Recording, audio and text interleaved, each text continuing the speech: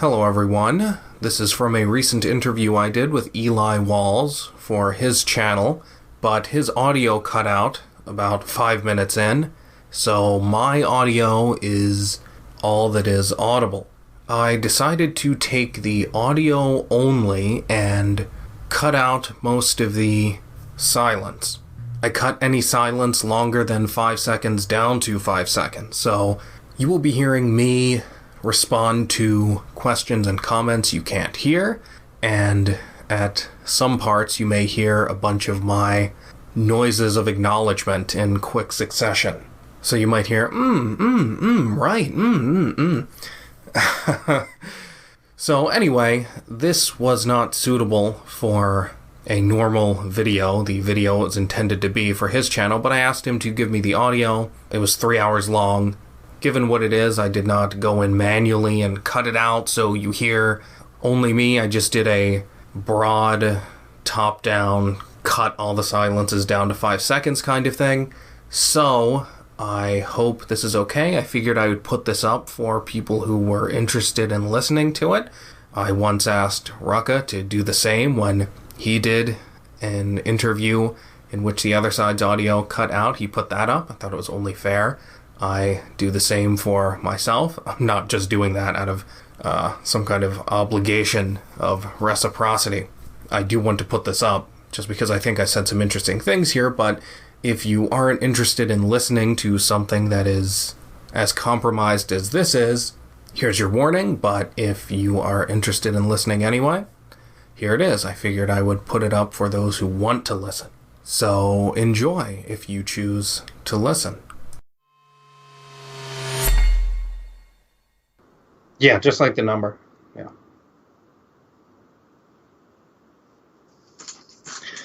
Yeah, well, I can start off with the cliche. Ever since I can remember, I mean, from my earliest memories, I was philosophical. I remember thinking about explicitly philosophical questions, or rather, philosophical questions in explicit terms from, I mean, 5 or 6, definitely younger than 7.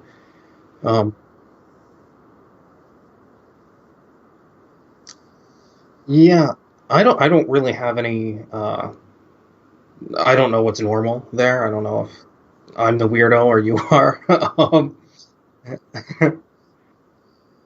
mm, I s- right. That could make a difference. Um, yeah. So I remember thinking about. You know, mhm. Um, yeah, just things like the nature of perception, and I remember always thinking, the idea of the infinite regress, like if you make an argument that relies on a premise, and then what does that premise rely on, and you keep going back, eventually you have to hit a stopping point, something at the bottom, and I remember thinking about that issue when I was really young. So anyway, I just always been philosophical, and so I knew I wanted to deal with I didn't know what philosophy was, of course, at that age. So I just thought, what I know is I like to deal with the biggest questions, the broadest questions by whatever that means. And so if you just ask an average person, well, what's the most important, broadest issue? What are the important subjects? Well, politics, right? Politics is the big thing. That's what everybody deals with. So I wanted to get into politics because that was the closest thing to philosophy that I could tell. And then from there, it was only I naturally became a libertarian. I think most honest people who are self-assertive and independent just have a natural inclination toward freedom, and that seemed like it makes sense. And then once you're a libertarian, it's only a hop, skip, and a jump to Ayn Rand, and then I was off from there. It's funny how similar this is to, I don't know how familiar you are with Objectivism and Ayn Rand, but Ayn Rand's most famous student is Leonard Peikoff, and I once heard him describe his story of getting into philosophy, and it's just like mine. He was philosophical as a child, then was interested in politics and wanted to be like an ambassador at the UN because he saw it as dealing with the big issues, and that is right in line with my development. So that's interesting. I wonder how many people that's true for. Mm, mm, mm, mm. Sure.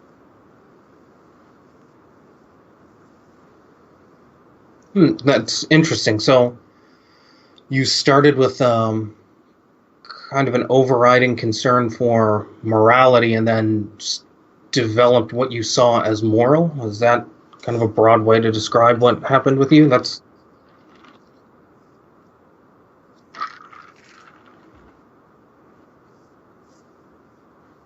mm, mm,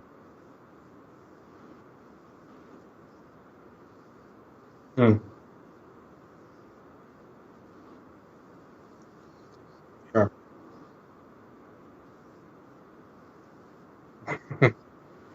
So yeah, so reaction to your parents kind of thing. Maybe not even that, or just you knew what was wrong there, so you were kind of exploring different options. Sure. Well, that's a good uh, tendency in my view. I think that is common with younger people, and then it gets drilled out of them. But I retained that now, even though I'm not. Uh, well, I guess that's a truism. I'm not as young as I used to be. Nobody's as young as they used to be. But no, going to the extreme. What does extreme mean? It just means consistency. That's all it means to be extreme. So that's, I mean, that's it's good to be an extreme, uh, consistent person when you're young, even if you're wrong, even if you go to socialism, because if you're extreme, see, I have more in common with a communist than I do somebody like Sargon, some middle of the road person, because the communist cares about consistency, about logic, about facts. I can convince him because he cares. Sargon, it doesn't matter. I'll take a little bit of this. I'll take a little bit of that. He doesn't really care if it gels. So you're never going to move him significantly. Mm. Yeah, that makes sense. Yeah. Mm. Um, yeah, there are a few things about that. One, I know exactly what you're talking about in terms of, uh, well, maybe this is a little bit of an offshoot of what you were saying, but I have noticed that, are you still there? I lost your video. Okay. Okay, cool. I haven't been freezing up too bad, have I? Or a little bit? Okay, that's fine. Okay, cool.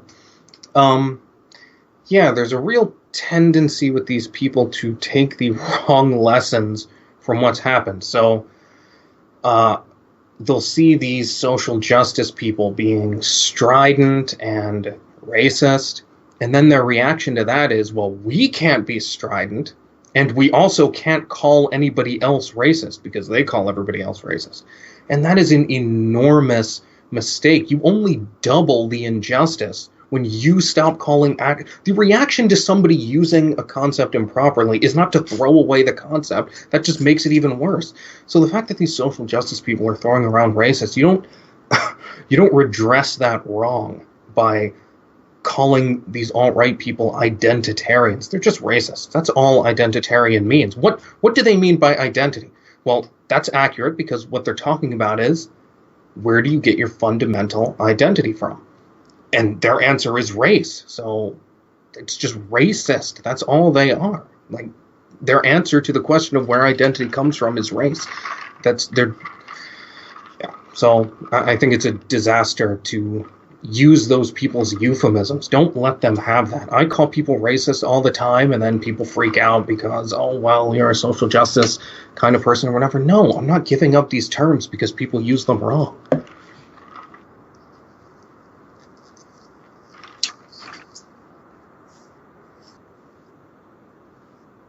Hmm.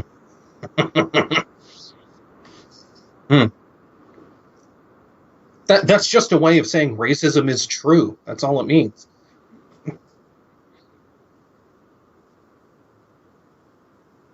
That's exactly what I was talking about, though. Like, oh well, I don't want to compare to the Nazis because everybody does it, but this is like the Nazis. That's no,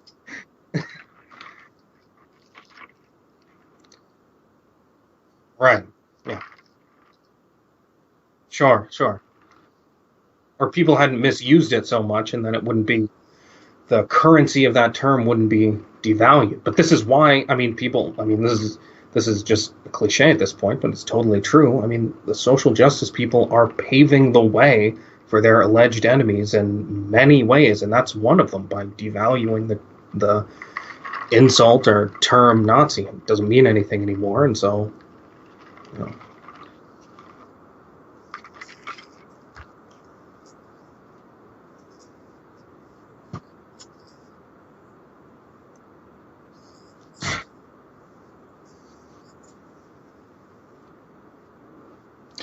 yeah.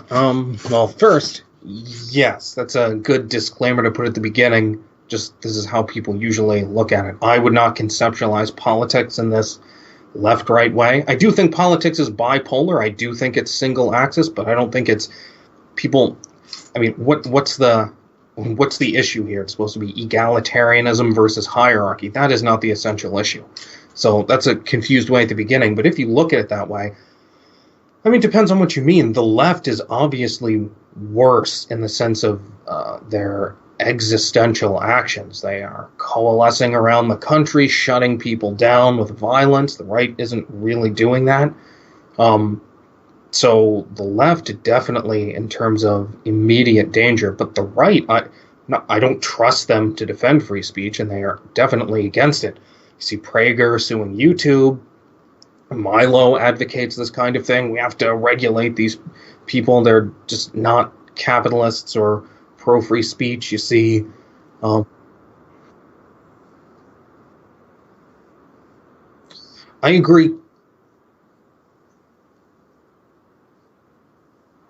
Yes, I agree completely. I think the right would be just as bad if they were in power. Um, I think they're not. I mean, it's the same thing with capitalism, right? Or with deregulation or any good policy. They are all for it as long as they're not in power. But as soon as they get in power, they don't do anything about it. I mean, you even see this in Congress a lot. Like Boehner can defund Obamacare and he'll rally for it, and then, oh, I actually have the votes to do this. Don't do this, guys. They just make it a show. They don't really want to do it. You even hear people like Ben Shapiro. He will, if you pay attention to him, much as of a free speech advocate as he claims to be, he will occasionally say, oh, well, First Amendment, it's not really, according to some people, it's not supposed to apply to anything but political speech. So, and I'll just slip that in there. So if you pay attention, you can get a glimpse of how these people would act were the roles reversed and the culture were on their side. They would not protect free speech the way they claim to now.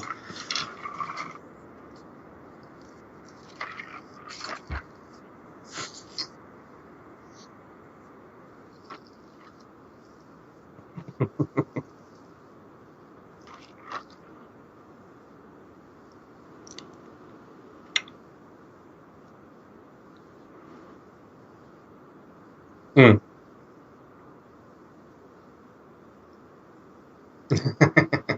Well, it's not a, yes, yeah, it's not, I mean, it's as simple as this. The truth is, we need freedom for particular reasons, and those reasons are not the ones religious people give. So if people, you can't defend a value on false grounds. It's as simple as that. So if religion isn't true, anything you throw into the basket of religion, anything you try to hold up with that, you're going to lose it. So it's that easy.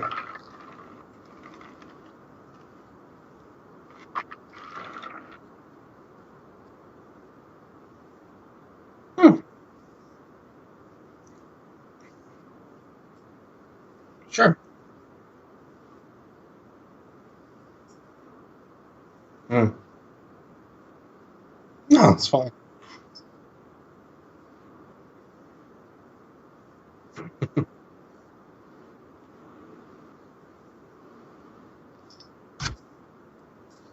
Mm.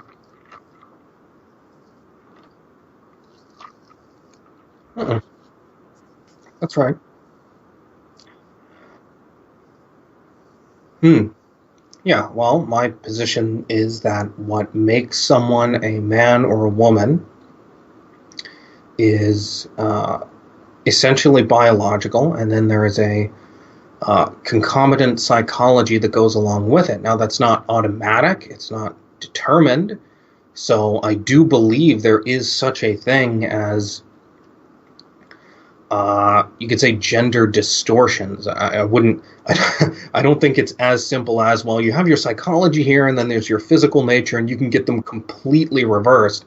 I don't think they're that detached, but I do think you can have elements of the wrong uh, gender psychology. And if you have that problem, you are a freak in the technical, straightforward, objective sense. There's nothing immoral about it. The only thing immoral is when you go around saying that this is just as good as being normal and healthy and having a rational psychology. Because the whole idea here is there is no right psychology. That anything mental is just subjective. So, I mean, yeah, maybe you have these physical parts, but that doesn't say anything about what you should be mentally. The mind has no identity. It can be whatever you want, and there's no objective basis for it. That is completely wrong. There is a healthy psychology that matches your physiology. And I mean, there are reasons for that that I think are pretty obvious. I mean, there are reasons a male with male sexual organs and more muscles and everything should have an aggressive, protective psychology compared to a woman. I think all of that's fairly obvious. Um, so, yeah, I mean, the whole thing is, look, if somebody's has this problem being transgender, right? What's the solution? What is the go-to solution? Oh, take hormones, get a sex change. Does anybody ever say, why don't you get psychological help? Why don't you try to fix your psych? Wait, what are they trying to do with the therapy? Like, if it's a man, okay, right.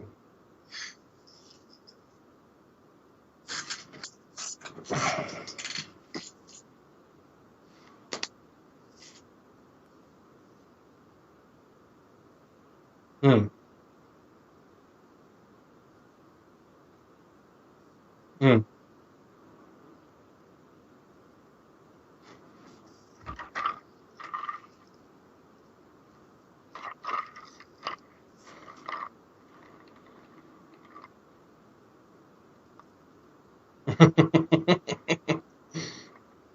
Hmm.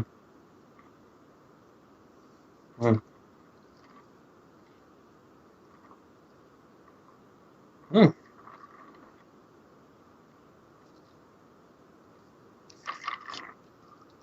Right.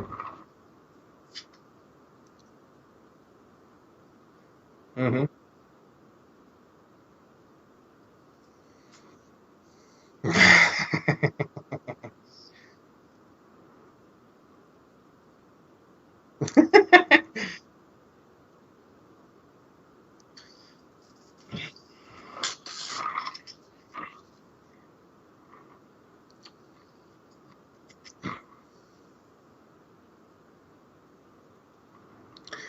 Yeah.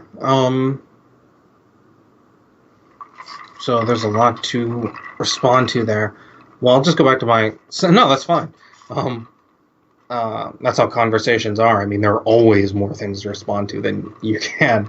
But in terms of the psychology, look, on an individual level, whatever. That's a different case. But as a cultural phenomenon, it is not an accident that the automatically assumed premise for somebody who is feeling like he's trapped in the wrong body or whatever is, oh, we'll change your body. Why don't we assume get your mind to match your body? Why don't we say, oh, you feel like you're a woman, but you're a man? Why don't you fix your psychology? Why do we go immediately to, well, cut off your genitals, mess with your hormones, do whatever, mutilate your genitals? Well, the reason is because the whole point of this as a movement, and for the people who take it seriously, is to wage war on reality by this proxy issue. It is a hatred of the body is taken as a manifestation of reality. The whole point of this is to say, my feelings, my consciousness, my subjective ideas over my body. It's a clash, and they say, if my body, if objective reality doesn't match my whim, then I will destroy my physical body. That's what it's the deepest kind of nihilism. Now, I agree, most people who call themselves transgender, they're just young idiots who are being rebellious, but the serious ones are deeply evil and nihilistic. So I hope that's, not, I hope I didn't pull any punches there. I wasn't too...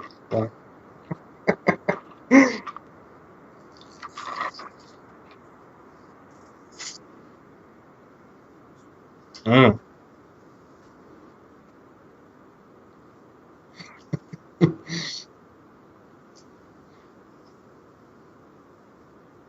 Mm.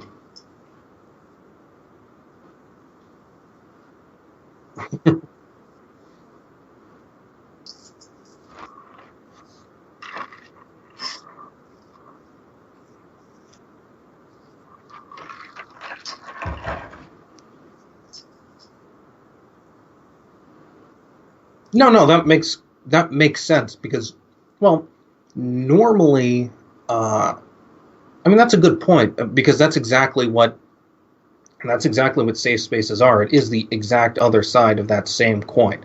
It's I'm ready to apologize, plus I don't want to hear anything anybody else has to say. And those really come from the same place, even though they seem like opposites. Because the reason you don't want to hear anybody else is because you know your ideas don't hold up. So it's really the same thing.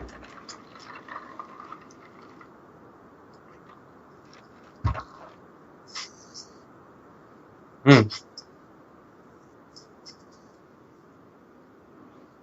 Mm.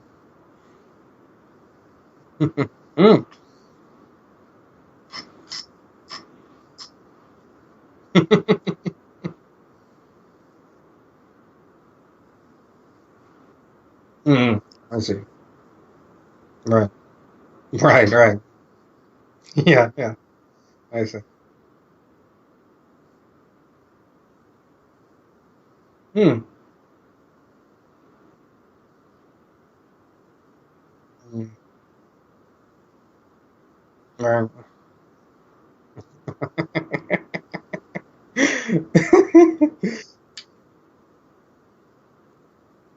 Yeah. Wow. Yeah, I'm a really slow reader. It took me a long time, but yeah, you hear that a lot. Mm. Mm. Mm. Mm. Mhm.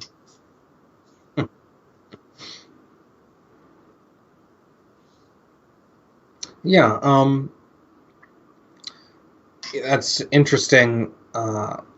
You just talking about what it is that appeals to you about these, because people don't understand this. I think a lot of objectivists don't understand why Ayn Rand is so well known. It's because she was harsh and didn't appease, like you were saying you respect just a little bit ago. That's why she's famous. If she had these ideas, but she, kind of sugar coated and went around the edges, nobody would remember her. It's because she's so harsh and she pushes away anyone. She says, I'm right, you're wrong, get on board or go to hell. That's how I always phrase it. And people don't understand how effective that is. There's just this dogmatic premise that you have to have a big tent and appease people, but people don't want that kind of appeasement. If you appease people, they think, oh, this person obviously doesn't really believe this, so there's probably nothing there. I mean, this is the same reason the Jews are so famous, because they didn't try to convert people. They just said, this is our religion, we're right, we don't care if you join or not. And they've lasted for thousands of years in a way most other religions haven't. So.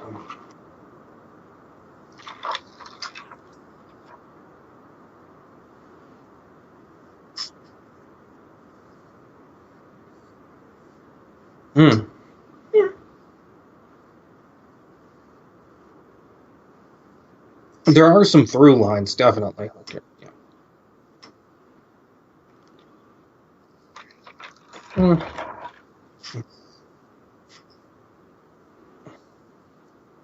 Yeah. Sure.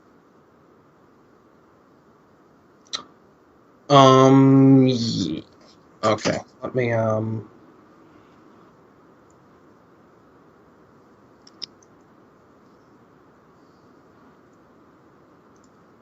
yeah. Let's see here.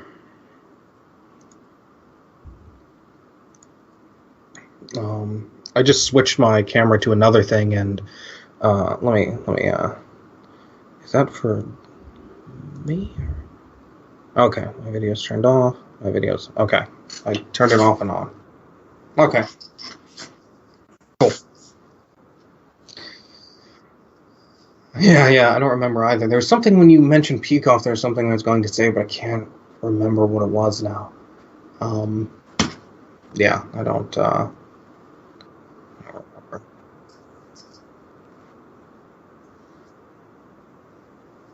Yeah, right.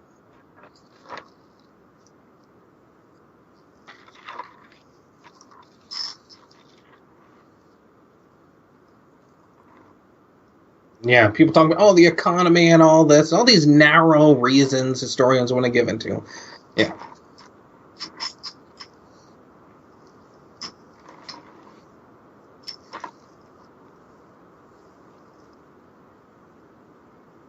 Mm.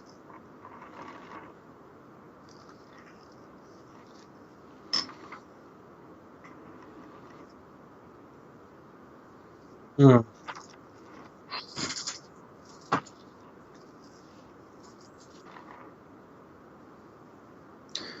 Yeah.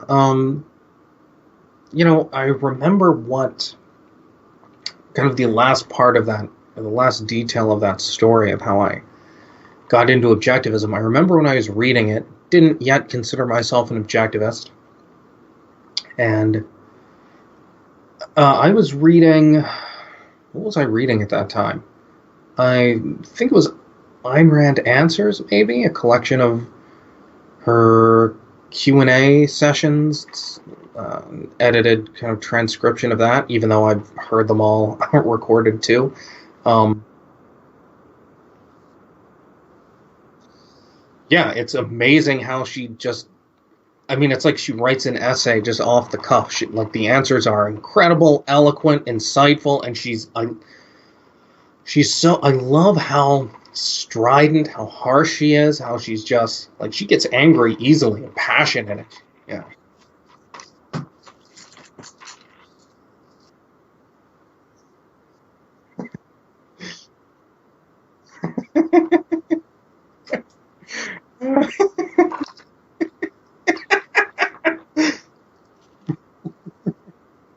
Hmm. Hmm. Yeah. Well, yeah. Well, yeah. One, it's great to hear her speak in addition to just um, reading, because you just get a sense of her personality that way, and it's wonderful. But yeah, so I was reading something, and I was thinking, I was getting angry because I disagreed vehemently with her, and so I had that strong negative emotional response, and I was thinking, okay, I don't want to read this anymore. So what should I do here? And I thought, well, my main concern here is to figure out the truth. This is bothering me. But I looked around and I thought, okay, so where else can I go? Who else am I going to read? Is there anything better than this? And the thing about Ayn Rand is, it's the confidence thing we were talking about. Like, you speak a certain way if you have confidence in your ideas. The fact that she emphasizes reason so much, and that you can prove these ideas, you can prove ideas. Clearly, she thinks she's right. Nobody who thinks they're wrong is going to emphasize, rational criticism and judgment so much. So I thought, okay, nobody else. People pay lip service. Maybe William F. Buckley or somebody, he'll say, oh yeah, these ideas make sense, but nobody is like, no, these ideas make sense. They're true if you investigate them. So I thought, okay, I'm angry at this. I think she's wrong, but this is my best bet objectively. So I'm going to continue. And I continued. Of course, I eventually realized she was right about everything and I was wrong. And the first thing I read, yeah. The first thing I read was Anthem, which probably, they teach it in 10th grade. I don't know if they did it in your school. Oh. Hmm.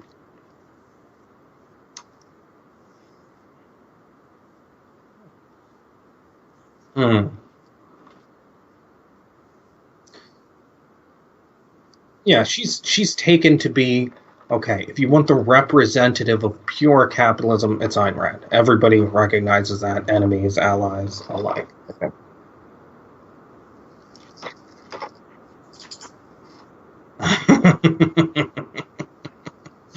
Hmm.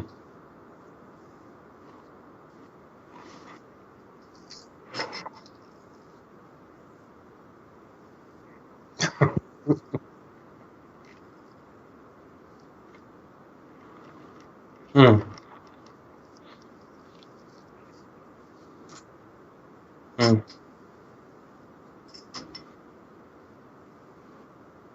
Oh yeah, I mean, I don't uh, I don't like Dan Carlin, but I mean,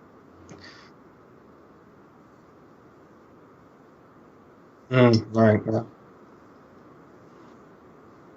Mm. Well, as a historian, he's exactly what we were just talking about, that Peikoff is going against. I've heard him in interviews and I've listened to some of him, and he's just one of these, like, everything is just one of a kind. I mean, he explicitly says you can't draw any lessons from history because everything's changing and everything's different. He's just so concrete bound. You can't abstract any principles out from history. He just thinks it's all just, oh, it's just chance. I mean, happened to be a recession here. That's how Hitler came to power. And who knows? Maybe there's all these different things to analyze. Yeah. Right. Yes. Mm, mm.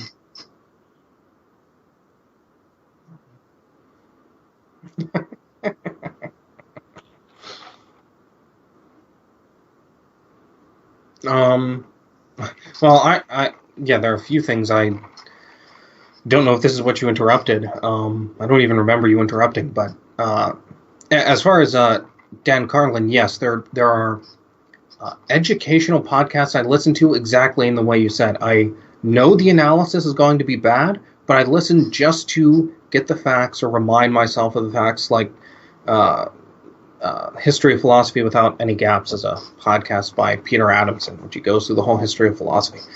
His analysis is absolute trash, but he's kind of entertaining as a person a little bit. He's got a nice kind of personality, friendly, and he gives you the facts at least. So I listen to it just to kind of drill. It's just basically for memorization. That's it. It's just getting the facts. You're not going to get any good analysis. In fact, you'll get bad analysis that you should ignore. And I suspect the same thing is true with Dan Carlin. But yes, I understand. There's value to things like that if you know how to approach them. But even given that, yes, I mean, it's not like my high school teachers were better. They were much worse. I'd take Dan Carlin any day over those subhuman, I don't even know what to call them, but just, I mean, uh, whenever anybody says higher pay, uh, I don't know whether to laugh. I don't, there's always a, uh, a contest with me between whether something that is wrong is so stupid that it should make me laugh or so dishonest that it should make me angry. And I don't know about that one. That is just ridiculous. I mean, if there were any justice, most high school teachers would be dragged out behind their schools and shot because they are total monsters. They are destroying kids. These people, I mean, if you, I remember thinking, oh, these people must know what they're talking about. But if you look at high school, these are just random people pulled off the street. They don't know anything about their subjects.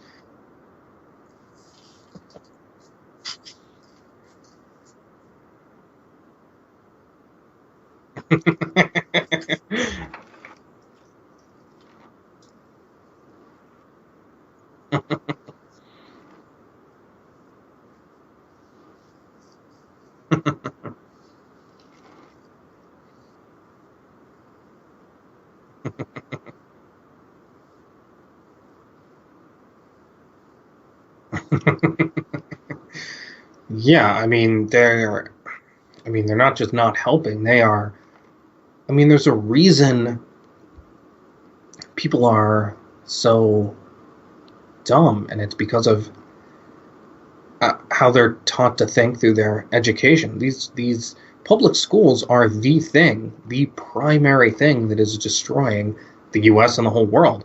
Um, it's this is when you're young. That's when you have to learn how to think. That's when you implicitly absorb the method that you're being. You know, people talk about, do you teach knowledge or do you teach method? And you teach method through knowledge. You teach kids facts, but you do it with an implicit uh, method and organizational technique, and they absorb the method that you're using. So you teach them how to think as you're teaching them facts.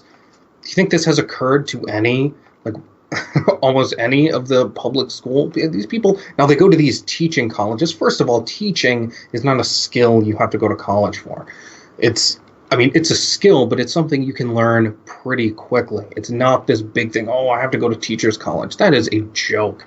And then what you were talking about earlier, in terms of I can't remember exactly what you said, but uh, just how long kids stay in school. Kids learn so little. Like, kids can learn stuff much quicker than they're given credit for. Like, the curriculum is so far behind. They can learn stuff way quicker and be out. School should not go on until 12th grade. That is ridiculous. I think kids should be out of school knowing a hell of a lot more than they do at 15 or 16.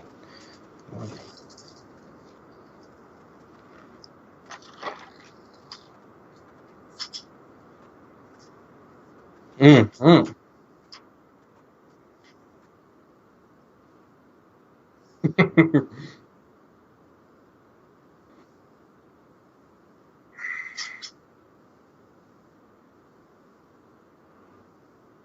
Now, I consider it child abuse to have a kid and just expect to send them to public school. That's ridiculous.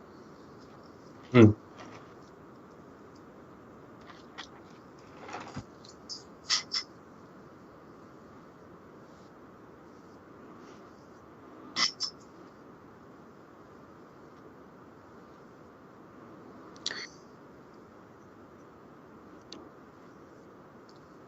Yeah, I don't think there's any value, and I think there's a lot of disvalue. And you know what else is a joke? Is the people who send their kids to public school because they say, oh, well, they have to learn how to socialize. First of all, that's evil and it's completely wrong. I have met I've met several homeschool people. I can always tell a homeschool person before he even tells me because he has better manners, he's more intelligent, he's more polite, he's more confident. You can tell just in terms of how they carry themselves. They are far just that same chasm you described, the intellectual chasm, the interpersonal chasm is there too. They are so much better than these monkeys who come out of high schools and public schools. Homeschool people are so much better socially. It is a joke to say we have to send kids to public school for socialization reasons.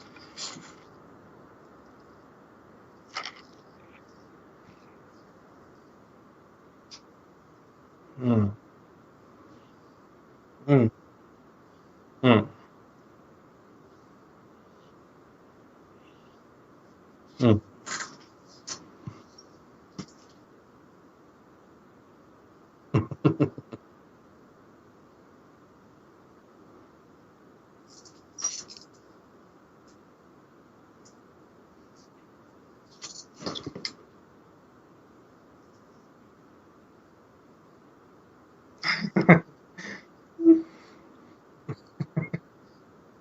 Mm, mm. Yeah, yeah. I think the ideal is definitely to have the kid around other kids, but um, yeah. I mean, I have a little confidence in that generalization because yes, it is. I mean, it's based on several anecdotes. I've never experienced a contradiction to that, but also, I mean, these are other people's anecdotes. I'm kind of accumulating. I remember hearing people. I just remember this comedian on this late night show I used to watch. Him talking about him touring around. He was on this bus, and this kid was talking to him, and he was so weirdly polite and well mannered, and he was homeschooled. And I said, okay, so I'm starting to see other people have this experience all around. Um, and you're right, there is a sense they don't really get social cues in the same way, or they don't know the lingo, but that's a minor speed bump. They overcome that easily because they just carry themselves better. People might be a little put off at first, but it's put off in a good way. They're like, why is this person like not cringing and crawling all around? Why is he carrying himself like a human being? That's a good way to weird people out.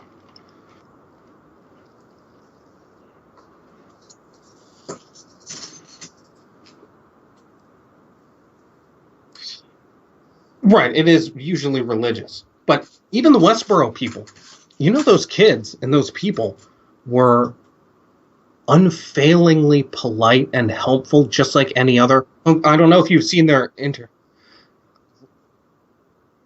I didn't see the documentary, but I heard the girl, the daughter, granddaughter of Fred Phelps, is that his name? She was interviewed on Sam Harris, and I listened to that, and she was talking about how, yeah, they were like, because they knew how crazy they were in public, it was like they wanted to drag that aspect up. So they inculcated into their kids, you have to be unfailingly polite, kind, helpful. And so they were just these perfect like people outside of that. So people would look at them and think, wow, they're so normal and unusually nice. So maybe there's something to all this other psychotic stuff they're doing. But even there, I mean, I don't know if that really indicates anything significant, but it's just interesting. Even with uh, borderline psychotic people like that, those people come out better mannered. So I don't know what that indicates, but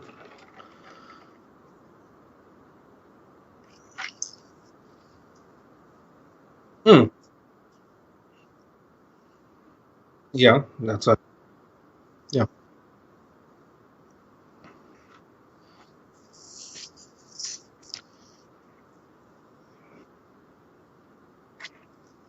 Mm, right.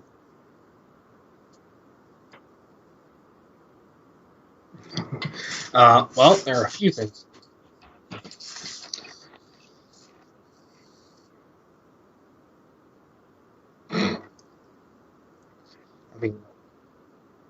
I mean, that's not that objection is not even worth responding to. That is so lewd. I mean, I wouldn't if somebody told me that I would say that is not a real objection.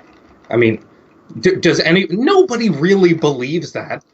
Like, oh, there's just this so many parents out there they just don't care. They just have nah, I don't care. I'm not going to send my kids to school. I mean, that no, I'm saying there would be a. I can totally understand there would be a lot of people who would say that, but I consider them too stupid and dishonest to respond to, so I just ignore it.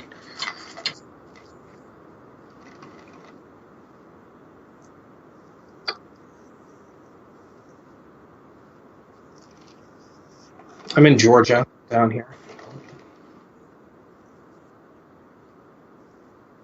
Mm.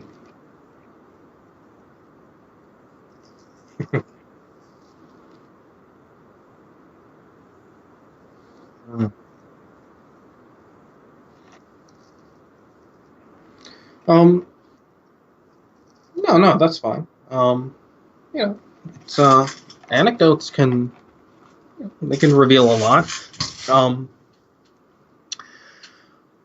Yeah, I'm not saying there would be no cases of people not teaching their children anything or even how to read. There will always be. It's like when people say, "Well, should we?"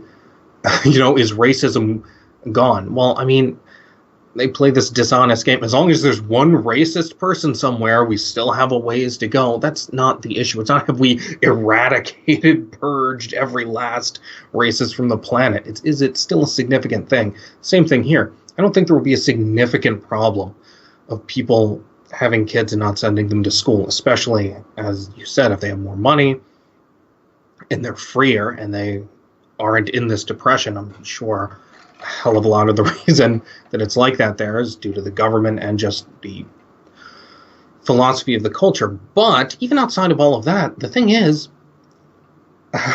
not teaching your kid how to at least the so-called 3 R's, reading, writing, arithmetic, that's child abuse. There is a place, you can't just have a wolf boy. You can't not raise your kid. That is child abuse. I think the government can mandate, just like you are obligated to feed your child, the government can say you have to provide an education. Now, it can't say Montessori education versus progressive education. It can't get into the ideological aspect, even though there are right and wrong answers there, better and worse methods. But it can definitely say, look, in broad terms, you have to give your kid some kind of education, because if you don't, that's really the same thing as starving him to death. So, I mean, this isn't anarchy. There will be rules for that kind of thing.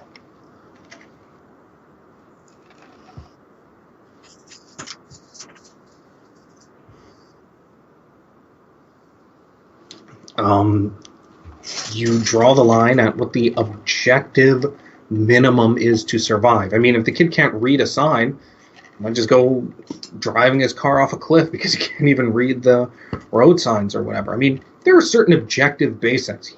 Like I said, basically reading, writing, arithmetic, I think.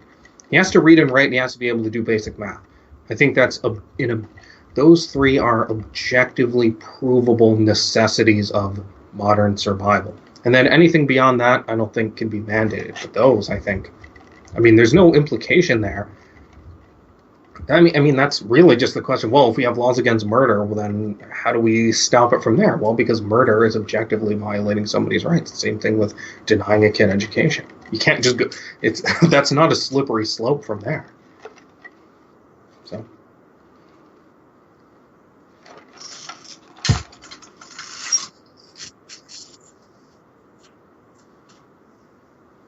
Hmm. Hmm.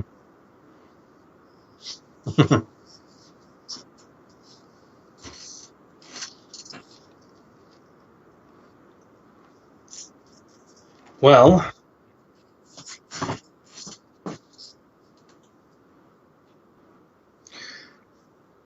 yeah, so Ayn Rand's view, I'll tell you Ayn Rand's view and then my view and then the view of other objectivists. This is not something that has well, Ayn Rand's view was a woman has a right to get an abortion for the first 3 months without question. There is no doubt there. That thing is not a human being. It has no rights, and it is absolutely vicious to tell a woman that she has to carry this thing to term, go through this experience, for what? For the sake of this thing that isn't even a human yet. So that was her view. First 3 months, abortion unquestionably legitimate. And then she said, you can argue about the later stages of pregnancy. She didn't really have a view on that she expressed. My view is the same. I definitely agree with that first 3 months idea. And my view is that the standard for when a being starts to have rights is when it becomes a biologically independent organism, when it can survive without being physically attached to the mother. That's and as long as it has consciousness. I mean, if it's just like a plant, plants, it doesn't matter because they don't have consciousness, so it doesn't really matter. But if the thing has consciousness and it can survive without being attached to the mother, that's when it starts to have rights, in my view. That's just what's called viability. That's the Supreme Court's view. I think that's rational. Although the Supreme Court then goes on and it has, I mean, viability is a tricky standard because as technology improves, you can, right. Yeah, I mean, I haven't worked that out fully. I think there's a base standard for uh, just by the standard of nature, when can it exist? Not if you can inject this science fiction thing and have the thing survive a day after conception. Um, I mean, I definitely don't believe that you can get an abortion the day before the thing comes out of the womb. I don't. I mean, that is a ludicrous view in my view. That like the difference should be just whether it's inside or outside, even though it's the same level of development. Like a day doesn't make a difference. I don't think you should be able to kill the thing at 9 months unless uh, your life is threatened or there's some fantastic scenario where you were raped and then held prisoner for 3 months or something. Right, and I would make an exception for those. I'm not saying like if the thing is a human being at that point, in my view. But when people's lives are put into conflict, there's no answer. You would just have to say, look, yeah, you're killing the kid, but you can't make the mother go through it if she's in this crazy situation. But I wouldn't pretend that's not killing the kid. It's just, you know, fine to do it because it's a horrible situation and there's no right answer. But in normal cases, you have every opportunity to get an abortion before it is at 9 months. I don't think you should be. I think my general view is abortion totally legitimate in the first 3 months, should probably not be allowed in the last 3 months, and then the middle trimester, not really sure. It's kind of,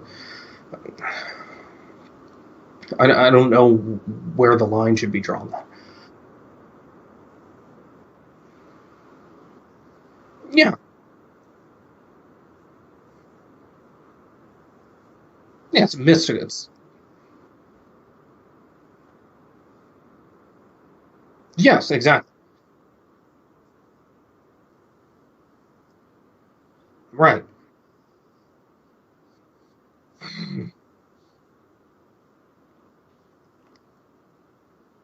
Hmm.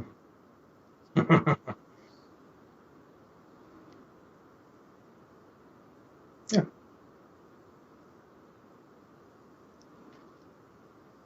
yeah, that was definitely why Ayn Rand thought it was wrong. She said to uh, to put a potential over an actual, the potential human being over the actual woman, that is totally wrong.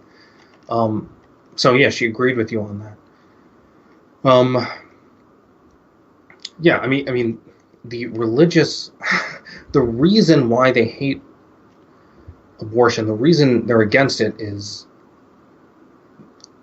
to undercut sex. That's the whole purpose of it. They want you to feel like I should only have sex if I really want to procreate, because if I have this kid, I can't get rid of it. Um, and the whole point of that is to undercut the selfish pleasure of sex. They never want you to be having sex for your pleasure. If you do it, it should be because you're procreating, not for you.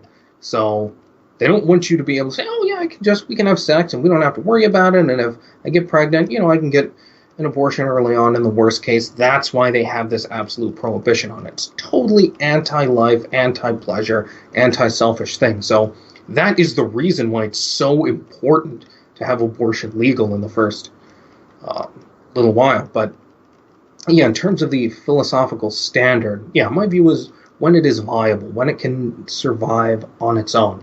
Now, some objectivists agree with this view of it has to pass through the birth canal at 9 months, and before that, you can kill it. And their view is, look, that's just the bright line nature gave us. It's a gray area before that, and we have to go with an objective bright line. I see that, but I think that only applies in more primitive circumstances. It's like deciding the age of majority by when a person, when a male uh, adolescent starts growing a beard, right? You know that's somehow connected to being, to certain significant changes in the body, but if you have a greater scientific understanding, then you use a more precise measurement. You don't still go with when he starts to grow a beard. You go with something more objective. So that's my view. I think we can do better than when it comes out of the woman at this point. We know we have better standards for viability. So that's my view on that. Hmm. Hmm. Mhm.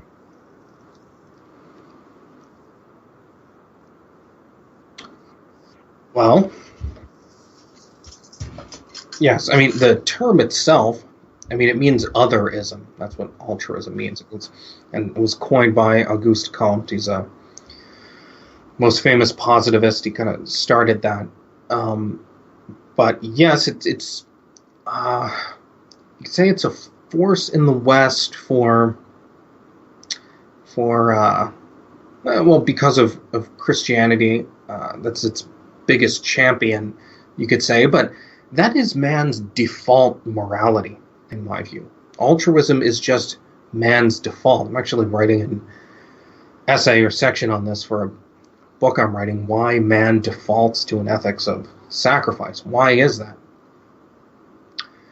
And it's because before we know how to use reason, uh, well, there's kind of there's an epistemological aspect to this, and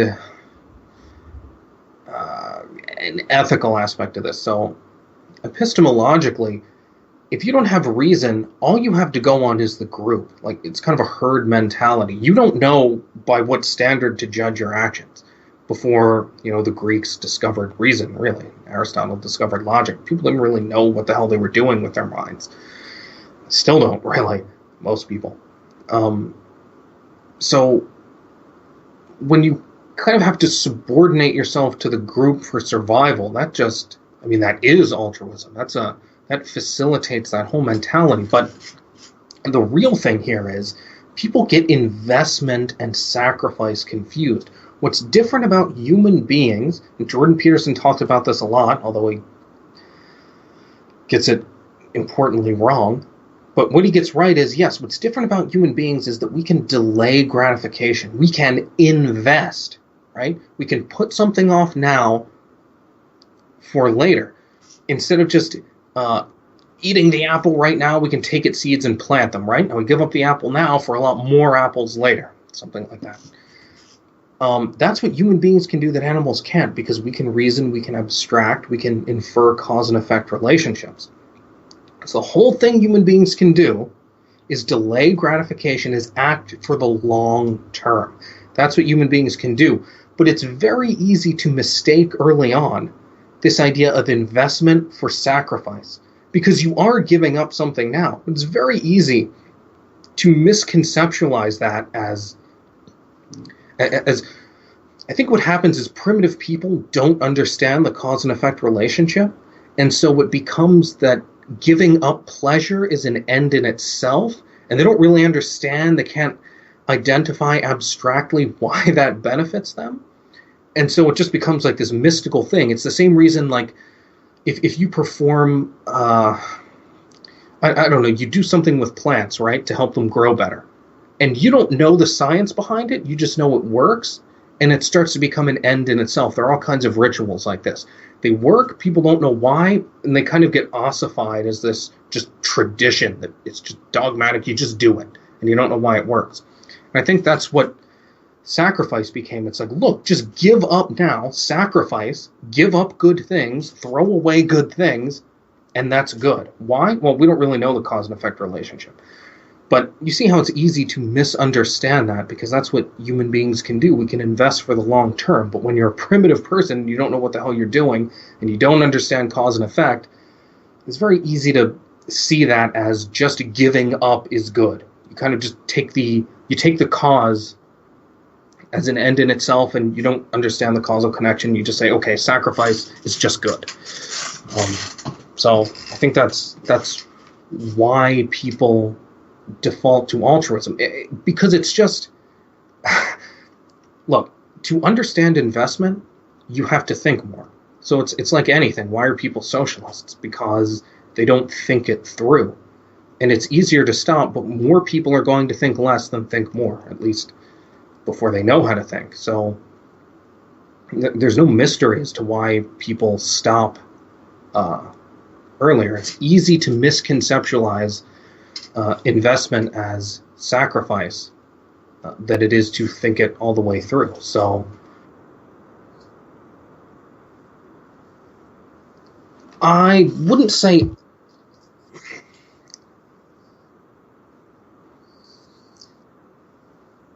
Right, right, right. I mean, religion definitely, I mean, that's Christianity is a big reason why we haven't overcome it. But I don't think that's what caused it. But I wouldn't say it's just human nature. I mean, it's exactly the same thing as why do more people understand arithmetic than understand calculus? Because calculus is way more complicated and it builds on arithmetic. So a lot more people are going to stop here than get here. It's exactly the same thing. It's easier to make this mistake than to work it all out and understand what's wrong about sacrifice. So you get more people who stop here than who go all the way. It's exactly the same thing. I mean, that's not innate. That's not an innate intuition. That's just a fact about how people tend to use their minds.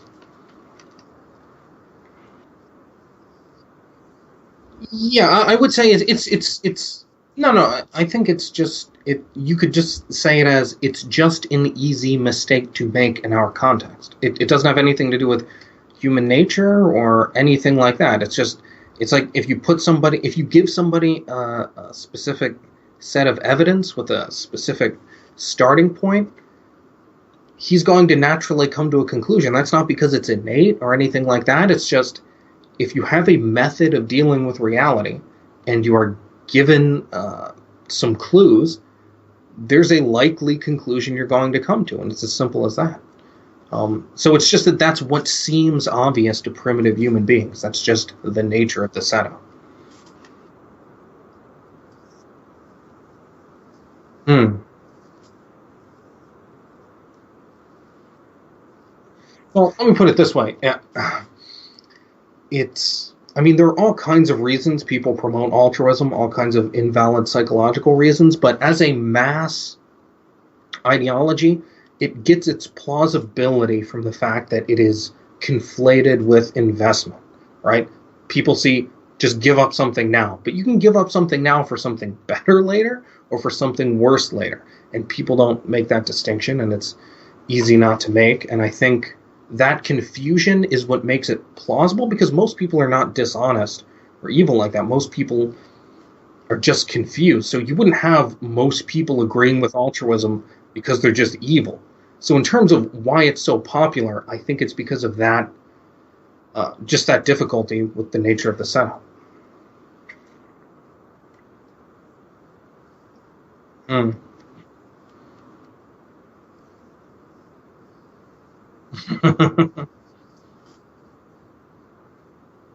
Mm.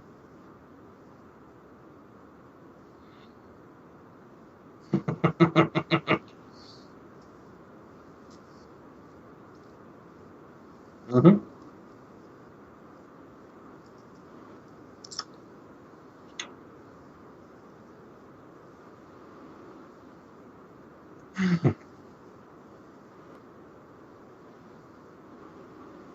Yeah, I mean that's a like the a la carte view of philosophy or ideology is very popular. People say, "Well, I just pick some of this and I pick some of that, or I pick up where other people left off," and that's what Ayn Rand counseled people not to do. She said, don't pick up where other people left off. That's you're just inheriting all of their mistakes. Just start with reality. And I think that's why she was such a genius because I mean, I remember my professors in college, everybody said, "Oh, you think you're so great? Oh, so all these people for thousands of years couldn't figure out this problem, but you're going to? Who are you?"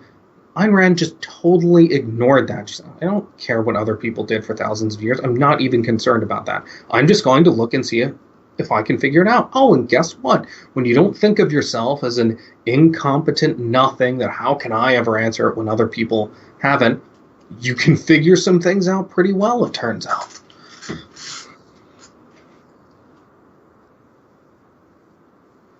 Hmm. Hmm.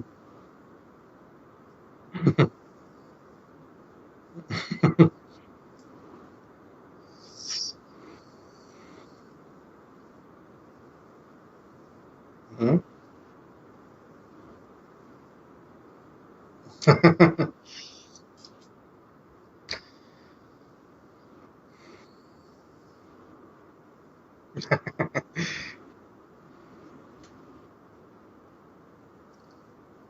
Right, right. Yeah, it's amazing. Peikoff talks about this with his first meeting with her. He said he went to her and he asked her this question, and she just extemporaneously gave him a whole lecture on this topic, and then said, "Oh, and here's how people are going to respond to what I just said, and here are the answers to that." And yeah, exactly like you said, it's just she doesn't just know her views; she knows exactly what everybody else is going to say, and she knows what's wrong with that too. And it's amazing. It's,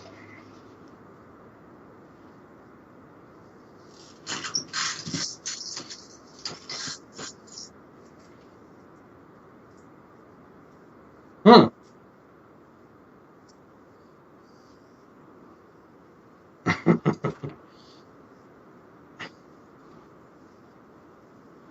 Bernstein.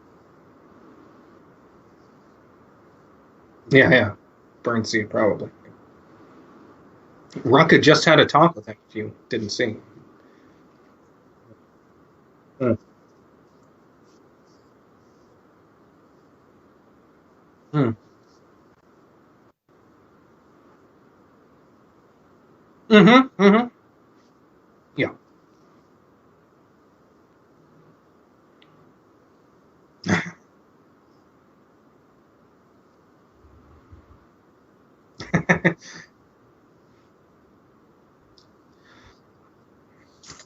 Well,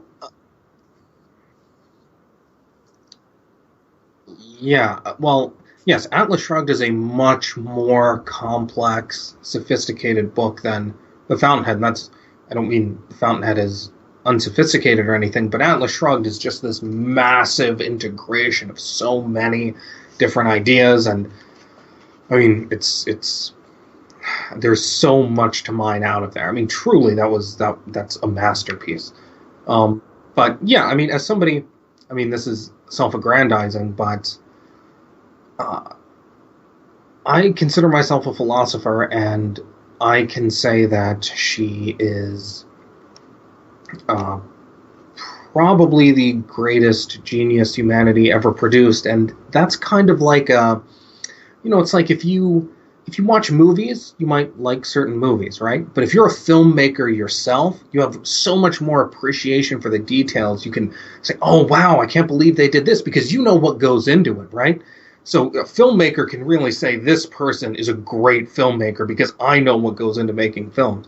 So that's how I kind of think of it. As somebody who is considers, I mean, philosophy is my profession, and uh, because I spend so much time on this, and I think I have such a mastery of this, I have. I mean, I continue to be more and more impressed. My level of well, that's a weird grammatically, but I have yeah, yeah. Um yeah, it's only gone up. I've only become more impressed over time. I just keep discovering.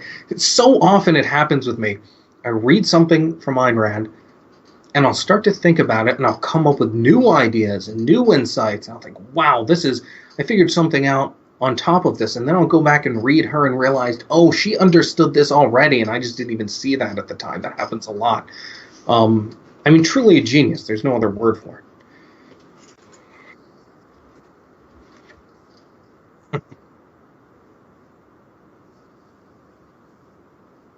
Mm.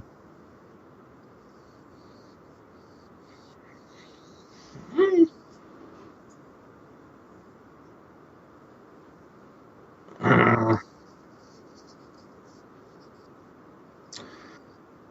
Philosophy is generally not written well, and the best philosophers happen to be the ones who write in the worst possible languages to read. So that's German and ancient Greek. Uh,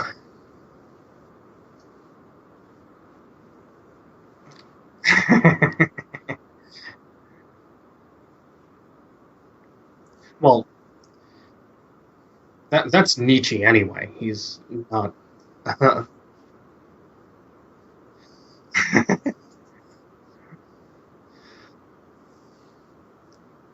uh, I think the perfect thing for you, the thing that fits perfectly is I would go back and read, just find good translations of Plato, because Plato is one. I mean, he's famously called.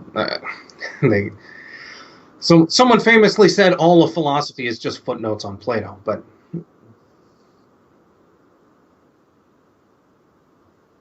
oh yeah, hmm yeah, yes, yeah. Yeah, so that's what I'm saying. It fits your two criteria. One, he is uh, wrong about everything. So he's uh, the if you're looking for um, if you want to read people who you uh, aren't going to agree with up front, that's one. He's the best representative of that.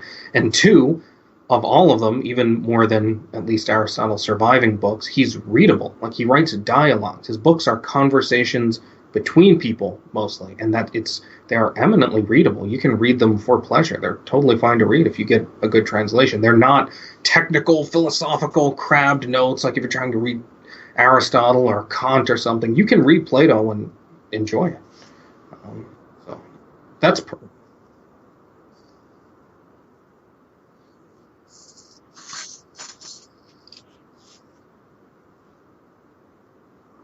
well. Um, yeah, I mean, it's impossible to say, like, I mean, for any particular like phrasing or whatever, you can't say for sure. I mean, who knows? Maybe even just an error or some kind of bias. But when taken as a whole, it's pretty hard to believe that like the essence of what Aristotle was saying. I mean, it coheres in a way. It all makes sense in broad terms. You can say maybe this isn't exactly how he wrote it, but I don't think there's much doubt that. I mean, and there's so many different sources, and uh, they preserve. I mean, to say otherwise would basically be to say that people in the Dark Ages just made up all these ancient schools of philosophy or something. That doesn't seem like.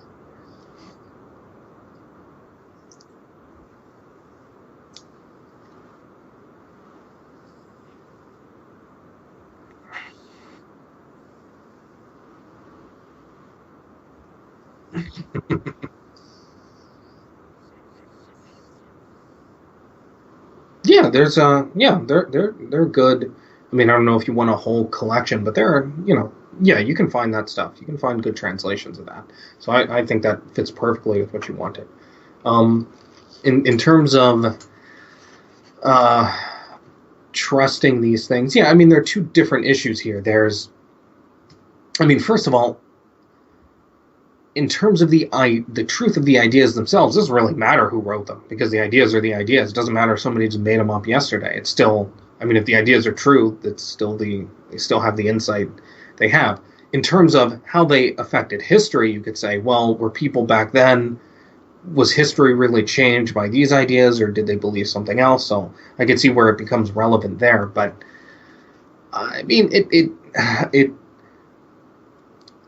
we know through history, like we know when the Neoplatonists mistakenly reinterpreted Aristotle in a more Platonic way, like we know when this kind of thing happened. So we can say with some confidence when it didn't happen too. I mean, and the fact that we have documents from so long ago, we know what how these people must have thought about it not too long after these things were supposed to. Yeah, yeah.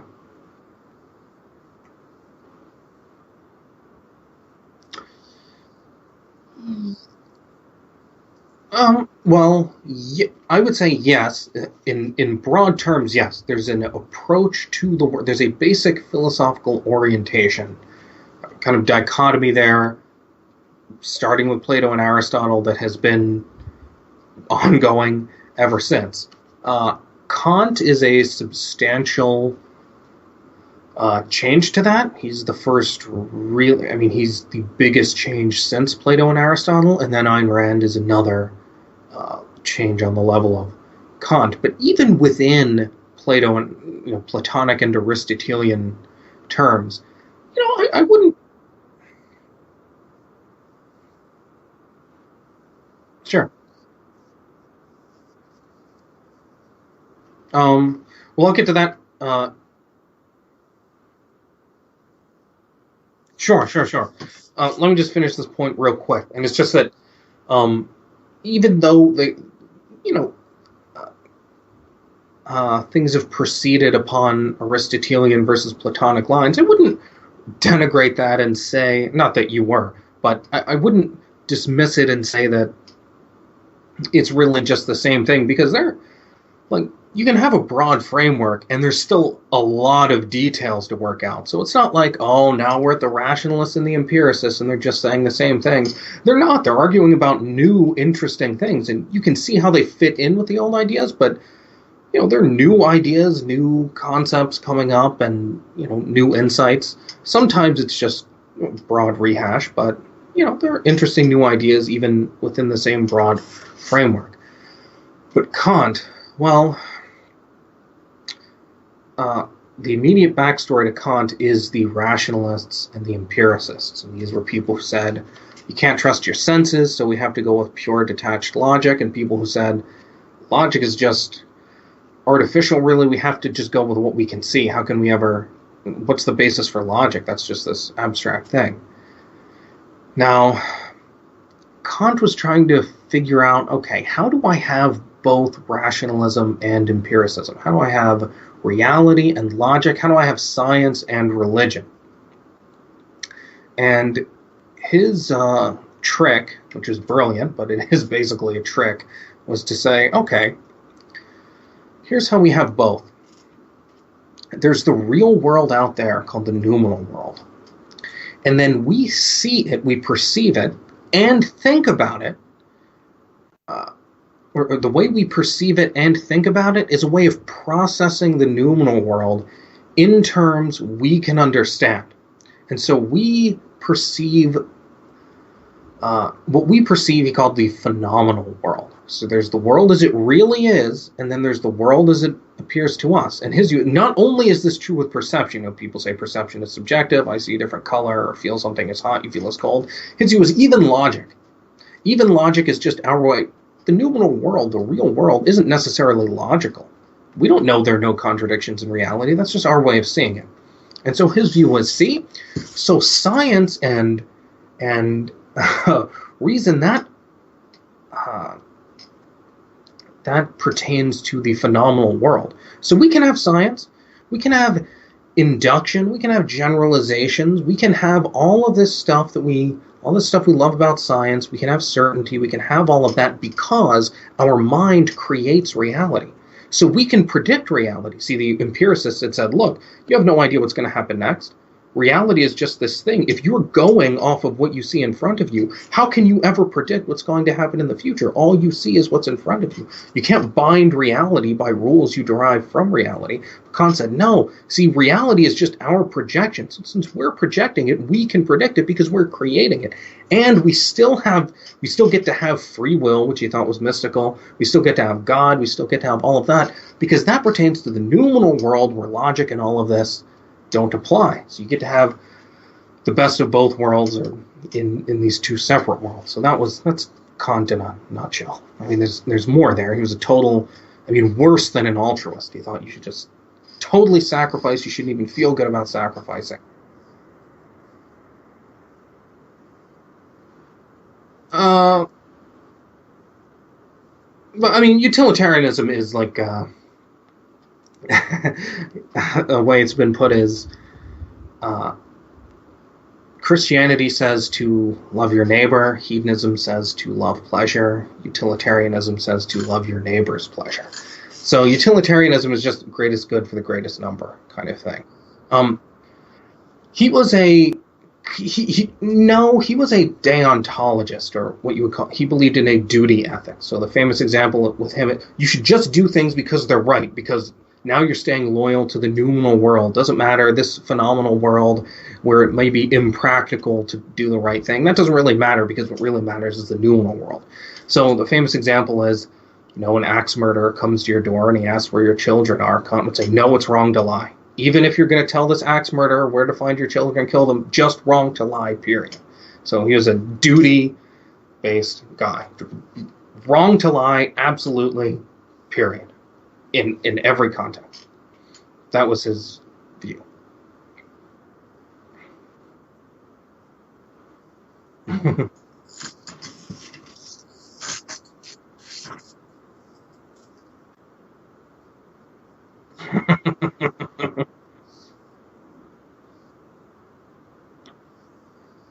Um, Not in the way you're putting it.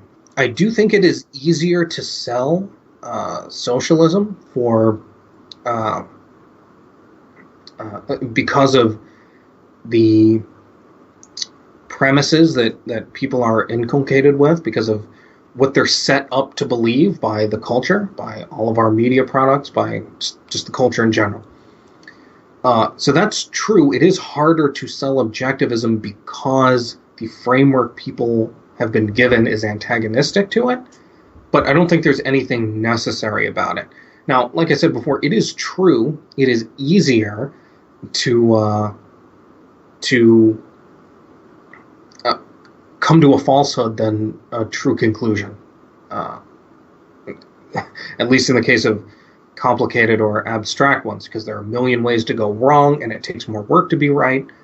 But I don't think that's an important or significant roadblock, or at least that's not that distinction doesn't doom the truth, because I think history shows people are totally willing to accept the truth, even if it's harder to reach. It would have been a lot easier for the American revolutionaries to just, I don't want to read Locke, I don't care about that. There are alternatives that could have spread, but they didn't. Mm. Yeah, I think it's the first one. I don't think that bad ideas are inherently uh, right. Like I said, there's a sense in which they are. They appeal to less effort, but on the other hand, they're not true, so they have all kinds of problems. So I think ultimately right ideas hold more sway if people spread them. Uh, so yes, definitely, that's a great question, and that's an important point. And yes, the first thing you said, it's because we are just set up for people to believe. There's a reason people are going with the alt right now. Why are people more sympathetic to the alt right than objectivism? Well, it's not because objectivism is harder to swallow per se. It's because we're coming from a whole decades of identity politics. This is just the culmination. This is just the last thing. They're really just cashing in on it. They're not. In a way that there's no ideas, or at least there's not the same wealth of sympathy for objectivist ideas in the culture.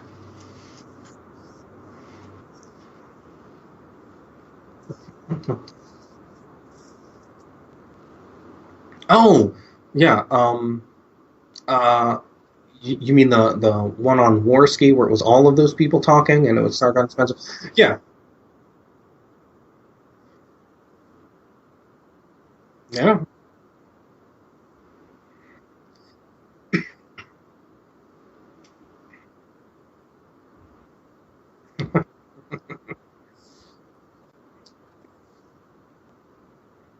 right.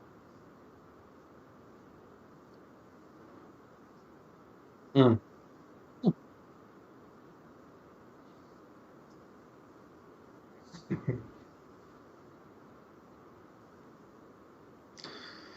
Yeah, who there was that JF guy? I don't know, it's French or something. That guy who's like, "Oh yeah, libertarianism doesn't conflict with." Yeah, I don't. Oh really? Mm, sure. Yeah. Yeah, I don't know. I don't know that much about him. I was not impressed with him based on that video. But yeah, I did watch that whole video. I actually have a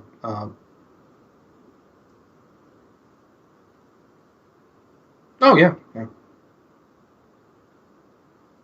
Mm.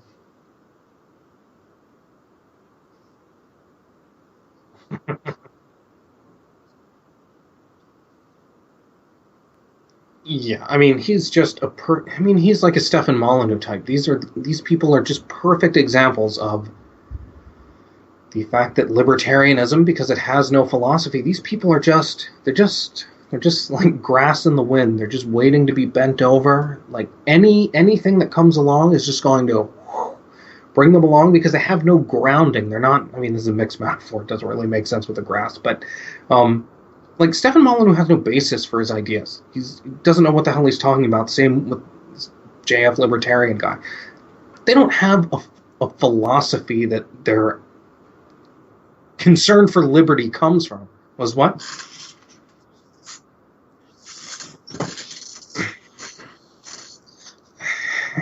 Oh, first I should say I actually did a um, fairly lengthy response to that Sargon Richard Spencer thing. So uh,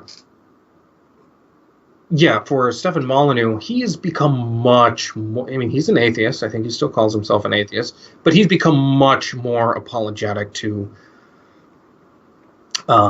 religion and racism. He did. I mean, at a certain point, he considered himself an objectivist, but that was a long time. He's, yeah.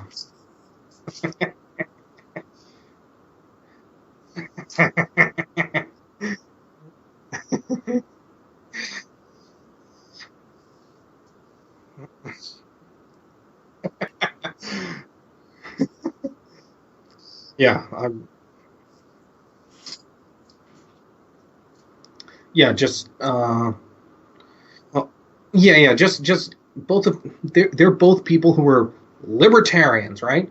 But now, what's happening with Stefan? He's sympathetic to religion, sympathetic to the alt right. Why? Because he had no foundation. He doesn't know, and this is why people always wonder why are objectivists make such a big deal about being different from libertarians. This is why, because libertarians have no basis for what they believe, and so when another popular ideology comes along, they just get swept up in it. Whereas I'm not going to go along with that because I know why it's wrong. They don't know why it's wrong. They just go with it.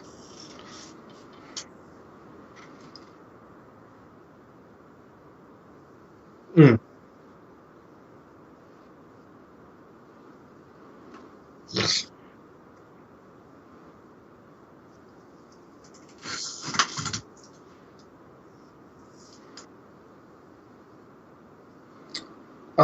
Well, I mean, that is the technical difference. I think there are philosophical causes and implications of that difference. But yes, I mean, the difference between an anarchist and an objectivist is that an objectivist is a capitalist.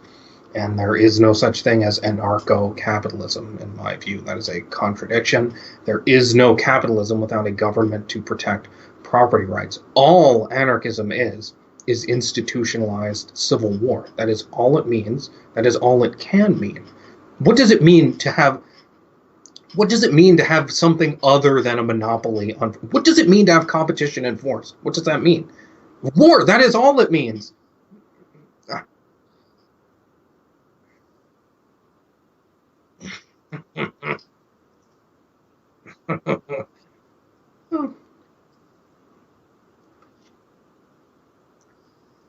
Yeah.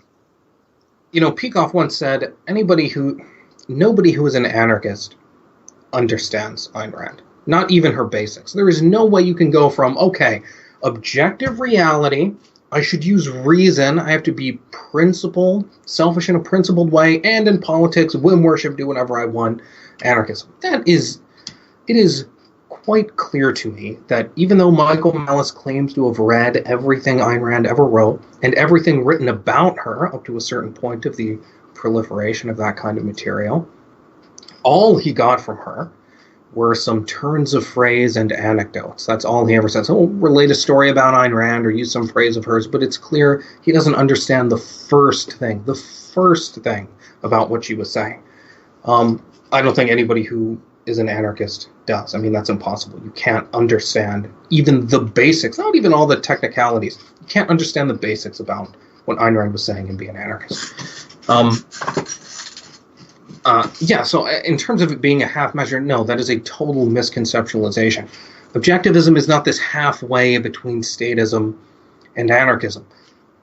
Again, I agree with the bipolarity here, but it's capitalism over here and statism and anarchism on the same side. Ayn Rand said anarchism is statism, and it is. What else could it be? I mean, that's... It's just like if you get rid of reason, what happens? People form tribes, because if they can't judge rationally, they act like our primitive ancestors did, and they just act in this herd mentality. If you get rid of any institution that protects rights in an orderly way, people are going to form groups. You're never going to get... I mean, people need groups to survive. This is a fantasy. It contradicts reality. It's not idealistic. It's false. It's impossible. There is no way to live without some kind of order. And if you don't have a rights-based, property-based order, you're going to get totalitarianism. And that's all anarchism will ever result in.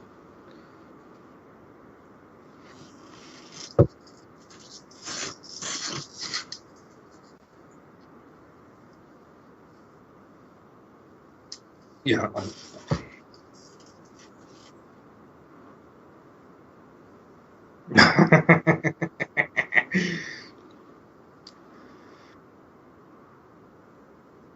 Well, I mean that was Marx's idea, right? The state will wither away, and then we won't need the state anymore. I see why. So, I mean, it's redundant, really, because that's the whole idea of communism: is there's supposed to be no state after we get this system rolling, in which everybody, according to his need, etc. Then you won't need the state to enforce that after a while, because it's going to work so well and so perfectly after these magical Star Trek replicators that capitalism produces come about. After we get the capitalist industry, then we can just redistribute it because the goods will be here and we won't need a state. That was Marx's view. Now, I see why they call it anarcho-communism, because just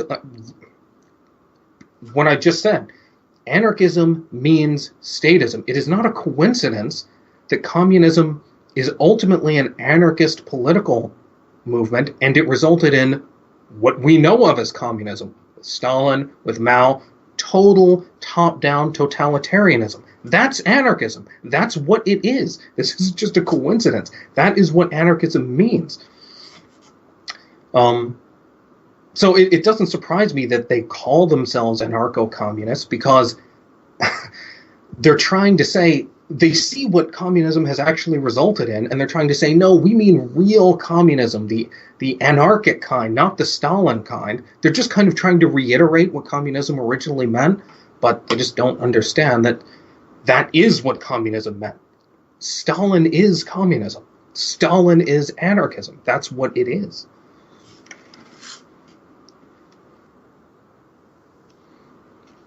You can say socialism would be, it's the transition stage. They would say socialism is, you could say that, the Soviet Union was the union of Soviet socialist republics, right? So socialism is supposed to be this transition stage where the government is forcing redistribution, and it's just supposed to get the ball rolling. Eventually you won't need the state anymore, and once you don't need the state, that's communism. So communism is anarchism. That's what communism is.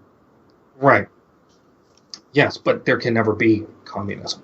And they all go around saying, well, it's not real communism. Well, that's like saying, you know what, I'm going to combine an egg and bacon, and I'm going to mix them around in a bowl, and that's going to result in, um, I don't know, cheeseburger. And here's my ingredients, here's my method for creating it. And now if you go implement that and it doesn't create a cheeseburger, I can't then say, well, that's not really my recipe. You can't take the effect and say that didn't have the effect I claimed it would, so you didn't really follow my thing. Yes, I did follow your instructions. It just doesn't result in what you claimed it would. So that is real communism in the only way it can ever exist.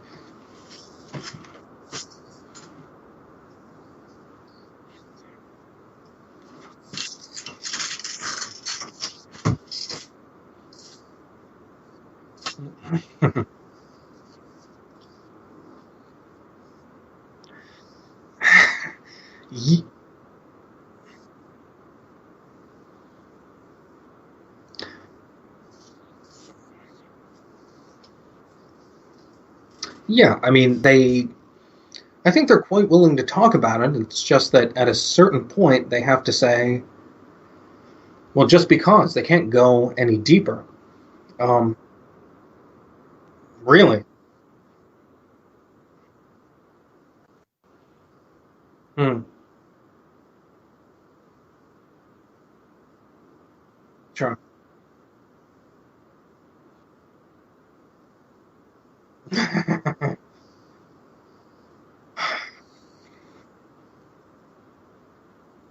Hmm.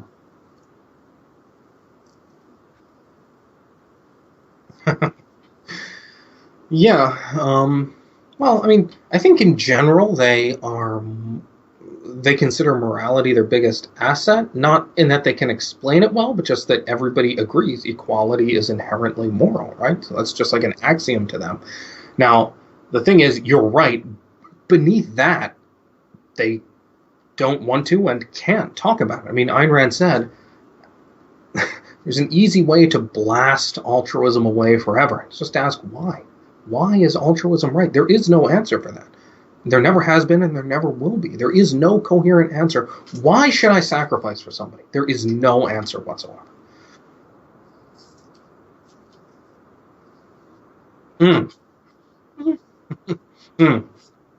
Right, it's a pseudo answer. That's yeah, right. Yes, yes, yeah.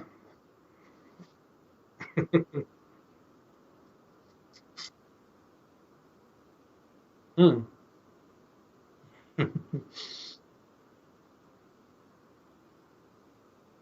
Yeah, yeah. I like. Yeah. Right, yeah. The whole YouTube atheist kind of thing. Yeah, yeah. TJ and all that. Yeah. Basically. I mean, I hate TJ, but I do like Skeptic. But yeah. Oh, even TJ, he used to consider himself an objectivist. I heard him say this on Drunken Peasants one. That's what he said. I talked to Rucka, and Rucka said he heard him say that he just read a little bit. I don't know. I can cite exactly where I heard that if anybody wants to check. But yeah, he said that once. I heard it. So I mean, he probably never took it seriously. But anyway, it was just an interesting thing. But yeah, I like Armored Skeptic. So yeah, I know this whole atheist YouTube thing. So were you going somewhere with that?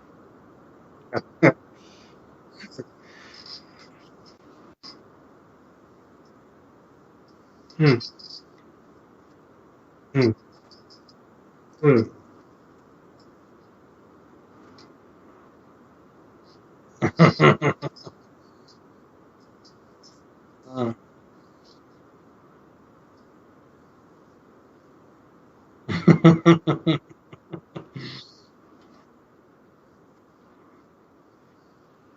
Yeah, I mean, I don't know how strong that ever was in the. I mean, they'll use it, but they were more skeptical than they were rational. It's this skeptic appropriation of rationality. It's this view that reason really means being skeptical, which to me, reason this is like the political thing. It's alt right, social justice. They're the same. Skepticism, mysticism, they're the same to me versus reason. So I don't know how much they were ever really rational. But I mean, they still give it lip service. Like I think just the way they always have. They'll say, "Oh, we want to be reasonable, rational, centrists." Yeah, yeah, yeah. Right. I mean, middle. If you,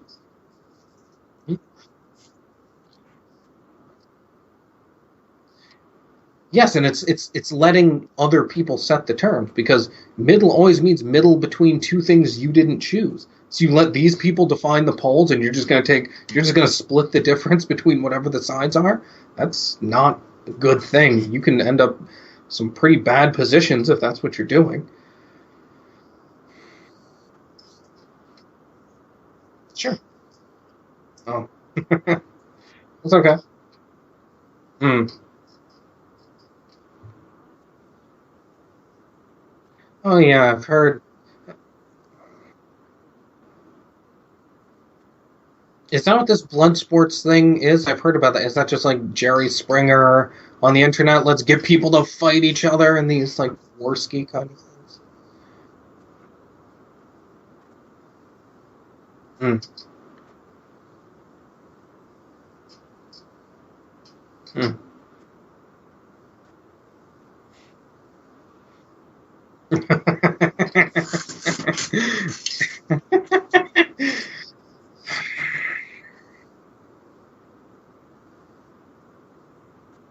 Hmm.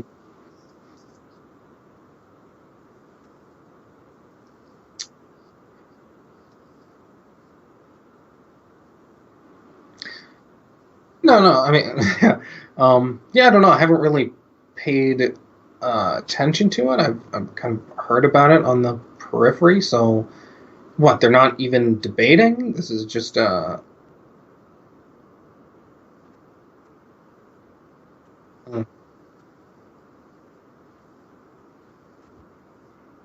mm, mm.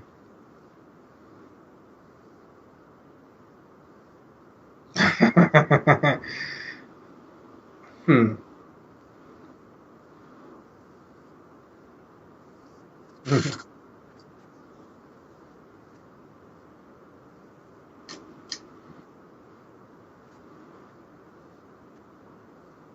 Yeah, that's a. I wish Ruben would do more like that. Like the problem I have with Dave Rubin is that he's not selfish enough about it. I think he would do a lot better if he were like he agrees with everyone on everything. He won't antagonize anybody. I wish he were like trying to figure out what he believed rather than trying not to be take a controversial stance on anything. What you're doing seems great, talking to people, trying to figure out where you stand because you want to figure out what you believe, not because you're trying as an end in itself to avoid taking a stand. I think it would make for much more interesting conversations if Ruben were trying to figure things out for himself, but he's not.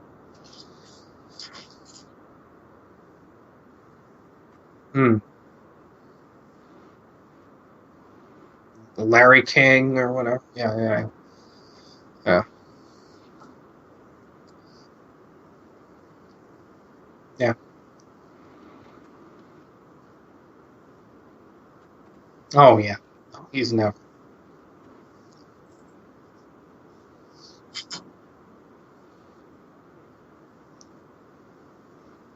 Yeah, yeah, I agree. In broad terms, I think what he's doing, which is essentially just having a forum that uh, just invites anyone with an intellectual position on. It's kind of like Ayn Rand used to give an annual talk at the Ford Hall Forum, which would just invite intellectuals, and it was not like a capitalist or a socialist or objectivist or any kind of thing like that. There's totally a place for that, and I think that's a big thing. I mean, that's basically what Rubin's doing. Yeah, my only problem is just that his within that he is way too focused on. It's like he doesn't just take that as uh, we should have a place where you can go to hear different ideas. He is he's very focused on kind of getting rid of the differences. Well, the differences don't matter. Isn't it so great we can all come together and agree on this? He's very like conciliatory. Let's everybody hug and get together and focus on what we have in common. And as Ruck always says, let's focus on what we don't have in common. Oh,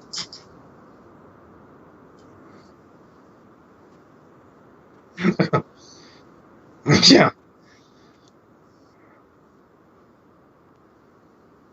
yeah,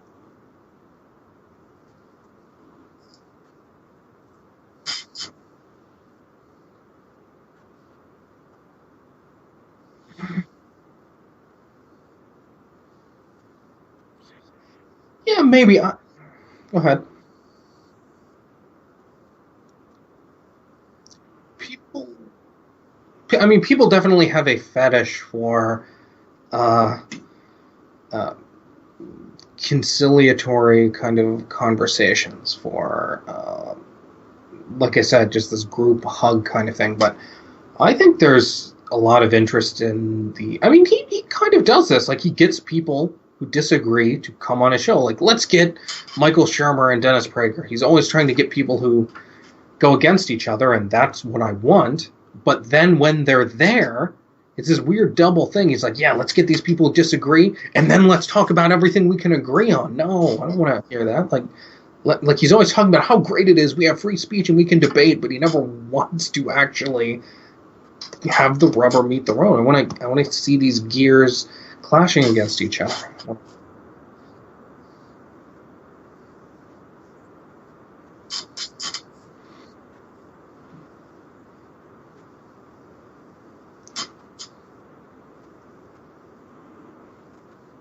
Hmm. Right? Yeah. No, I think that was the plan from the beginning. I think. Um, yeah. I mean,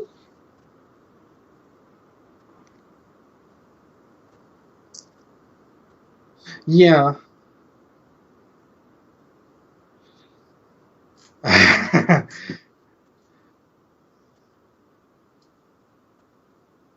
Yeah. Mm.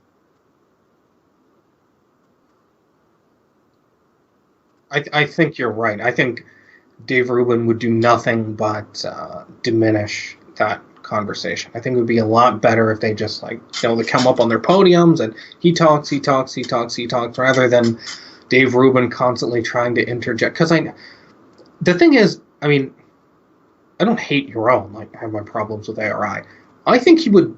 I actually don't think it would make that much of a difference because uh, I don't think Yaron would let too much pass. I know what would happen, and it's exactly what happened when Yaron talked to Dave Rubin. Dave Rubin has this, oh, let's focus on what we agree on, but uh, Yaron, to his credit, is like, no, that's not what we mean. We don't agree with that.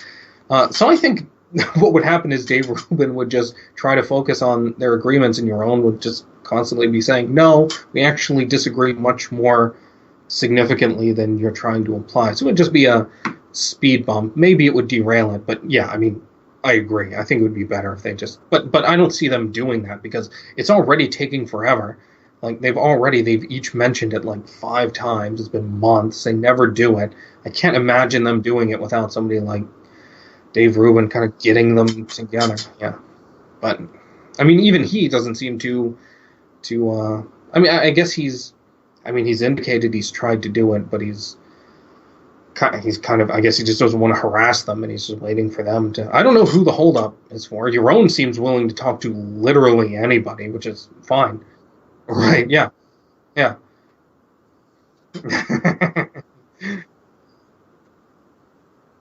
Oh. Hmm. I I didn't watch that one. I watched the one with you and Rucka, but I'll probably watch it. No. Oh. Okay.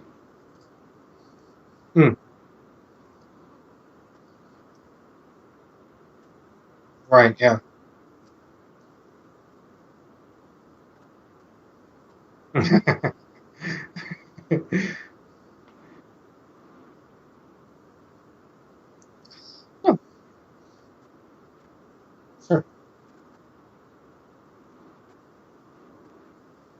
organizations out there.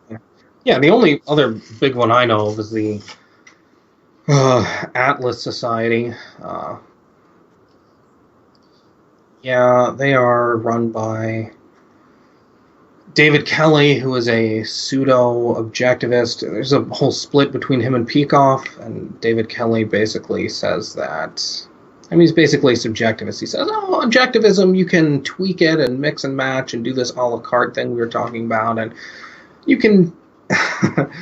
you can disagree with some of what Ayn Rand said, and he doesn't understand objectivism stands or falls as a whole. He doesn't understand that, and it's clear that this is not an honest mistake because the cash value of this abstract disagreement is that he goes around having sympathy for libertarians and people like Nathaniel Branden, if you know him, just all of these awful people. So it's quite clear where he's coming from. And yeah, so anyway, Atlas Society, I don't even consider them objectivists. This is how I put it.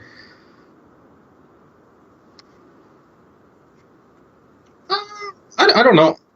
I don't pay much attention to them. You hear about them sometimes, but I'm pretty sure ARI is much bigger. I don't know. But yeah, Atlas Society, I don't consider them objectivists. ARI, I consider objectivists, just bad ones. So that's how I put it. And, it's a compliment that I criticize them from that perspective. But my problem with ARI is they are incompetent. Every interaction I've ever had with them over the decade or so, every interaction I know of from somebody else they're incompetent, and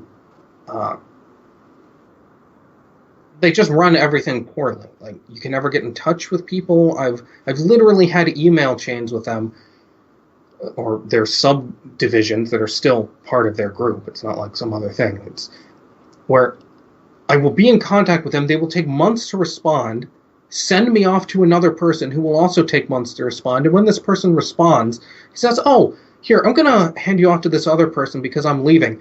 And this person is handing me off to the person who handed me off to them. It is the most comical levels of incompetence. And this is, look, I can't prove this to anybody right now because these are all just anecdotes.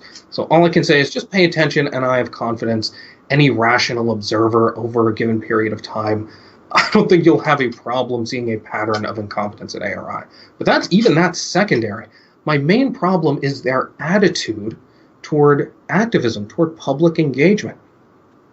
One person associated with them crystallized this a year or so ago. He puts out this newsletter, and he talked about the firebrand versus the ambassador is how he conceptualizes it. He talks about how Ayn Rand was a firebrand and she was harsh and she went out there, but we should consider more being ambassadors and trying to tell people, look, we understand where you're coming from.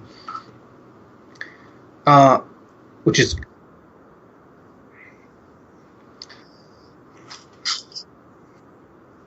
It's the opposite of Ayn Rand. I mean...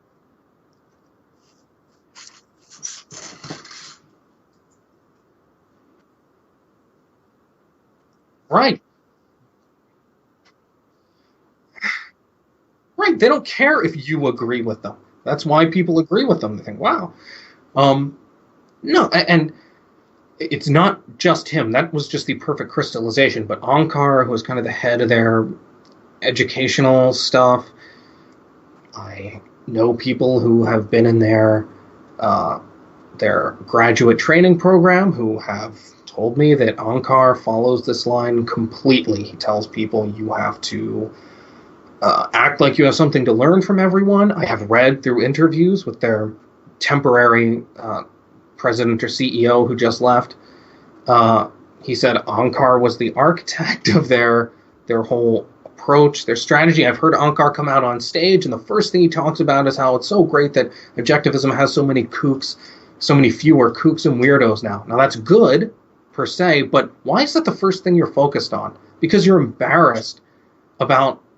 It's so second-handed. It's so focused on appeasement of the mainstream. They are embarrassed. I've seen the kind of young people.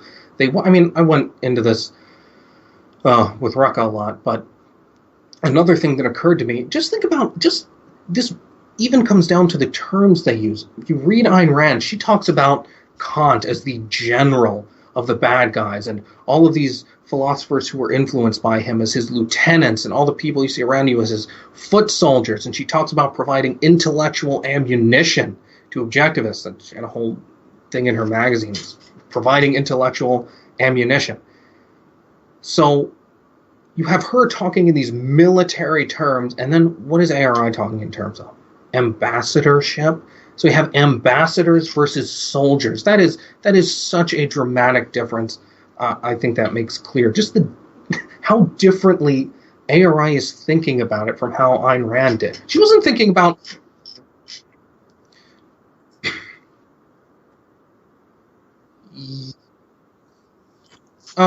their approach to spreading them. Their yeah, right, yes, okay, yeah. That's my problem. And I mean, I think there has to be a component of cowardice here, a moral component. I mean, I can't imagine this is just a mistake. It seems to come from a fear of being like Ayn Rand was, harsh, and I don't care what you think, this is the truth. They don't do that, and they don't even seem to, it seems shocking to them that Ayn Rand was as effective as she was, because they just constantly advocate, don't be like Ayn Rand, don't do that, you're going to turn people off. It's just, again, this isn't something I can just prove right now. You'd have to notice a pattern over time, so I don't have anything against people who are sympathetic or involved with ARI. I mean, normal people, that's fine. I didn't know, I followed them for a long time. I don't regard this as self-evident, but I think if you pay attention to them over the course of a decade, as I have, you will see this pattern of appeasement and not taking Ayn Rand's ideas seriously.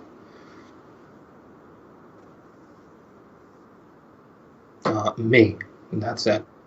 I mean, and not that I have, I mean, me in the context of, my relatively, my relatively small audience. I think I'm doing good with what I think I have the right approach. Let's put it that way. I don't know anybody else who has the right approach. I like Rucka. I've been impressed with him everywhere I've seen him discuss these ideas, because he is forceful, but he doesn't. I mean, sometimes he oversteps his knowledge a little bit, but he's always immediately willing to say, "Oh yeah, I didn't really know that," or whatever. He's been great from what I've seen. But yeah, I don't know. This is the thing. Like, people think I'm this, like, oh, I mean, in some ways, it really does make me angry because of how awful ARI's cowardice makes them treat young people. They really seem, they treat enthusiastic young people like pests, because they're like, you're going to make us look like weirdos. Don't go out there taking Ayn Rand seriously. You're going to embarrass us if you go out there and you act like this fanatical, this zealot. You're going to make people think we're crazy, and we're never going to get respected and get into colleges then.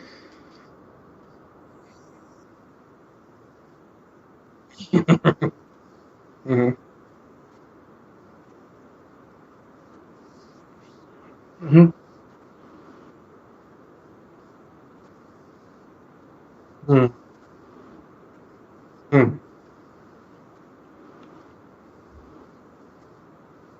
Mm-hmm. Right.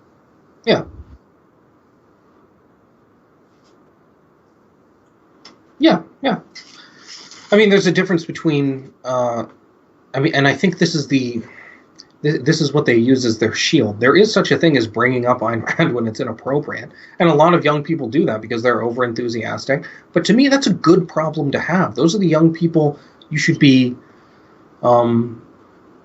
courting, because, I mean, yeah, that's a mistake of youth, but that's what you want. You want that passion, and you can correct them. But I think they use that as an excuse to avoid being as emphatic as they should be. And I also just, I mean, I went to Ocon, and I was thoroughly unimpressed. Like, none of these, I thought this was going to be these are my kind of people. They take ideas seriously, but most of them didn't. Like, even just down to the sense of life, all the details of mannerisms and the kind of jokes they made. it was all very like, uh, yeah, yeah, that's like the big objectivist conference they have every summer. So all the prominent people come. So I went and I was like, okay, these will probably be my kind of people. And I was, and I'm not saying like, oh, I had some random bad encounter. I'm talking about like the speakers, like just a consistent, like there was not like these were not the kind of people I expected to be objectivists. These were not like shining, vibrant people. They made all the same kinds of petty jokes and right that like yeah they weren't even Eddie Willers, they were just so I did not get a lot of emotional fuel from that, which is part of what they advertise is how good it is. Oh, it's good to come and see people like you. I did not see a lot of inspiring people there. I mean, that's more of a that's not an intellectual thing. Now I'm just talking about in terms of personalities and down to the details, but even there, I mean, it all integrates with me, like just these people's personalities and how they engage with the public. It's all not good.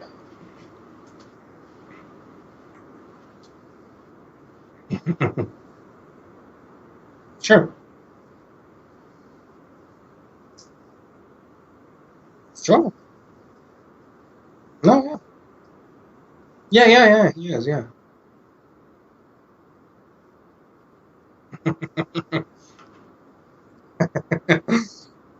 Yeah, yeah, yeah. Yeah.